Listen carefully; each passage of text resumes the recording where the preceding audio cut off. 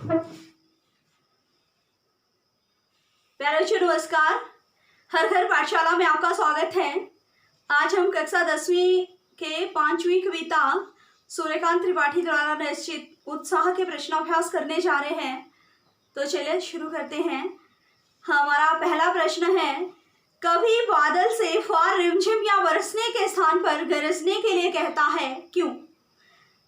निराला जी विद्रोही कवि हैं। वे समाज में क्रांति चेतना के माध्यम से परिवर्तन लाना चाहते हैं। तो प्यारे बच्चों, इसीलिए वो बादलों से रिमझिम या फुहार के स्थान पर गरज कर परिवर्तन करने के लिए कहते हैं। और अगला दूसरा प्रश्न है हमारा, कविता का शीर्षक उत्साह क्यों रखा गया?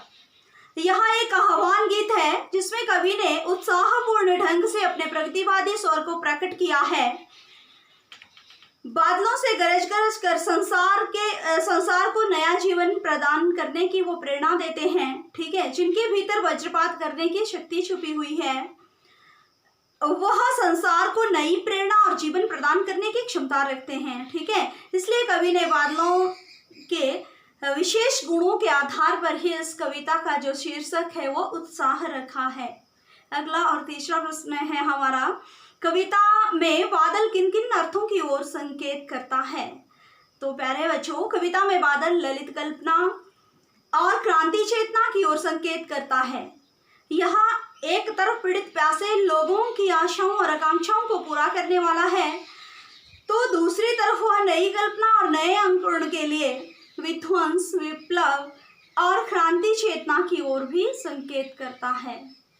अगला और चौथा प्रश्न है हमारा, शब्दों का ऐसा प्रयोग जिसमें कविता में किसी खास भाव या दृश्य में ध्वन्यात्मक प्रभाव पैदा हो, नाद सौंदर्य कहलाता है। उत्साह कविता में ऐसे कौन से शब्द हैं जिनमें नाद सौंदर्य मौजूद है? छांट कर आपने लिखने हैं। नाद मतलब ध्वन्यात्मक भाव जो पैदा करते हो, ध्वनि। तो जैसे पहला ही है, पहली लाइन हमारी, घेर घेर घोर गगन धाराधर ओ, ठीक है। ललित ललित काले घुंघराले, विद्युत छवि उर्मे कवि जीवन नवजीवन वाले, और विकल विकल उन्मन थे उन्मन। ये ऐसे शब्द हैं बच्चों जिनमें ध्वन्यात्मकता उत्पन्न होती है, ठीक है। कल हम फिर मिलेंगे।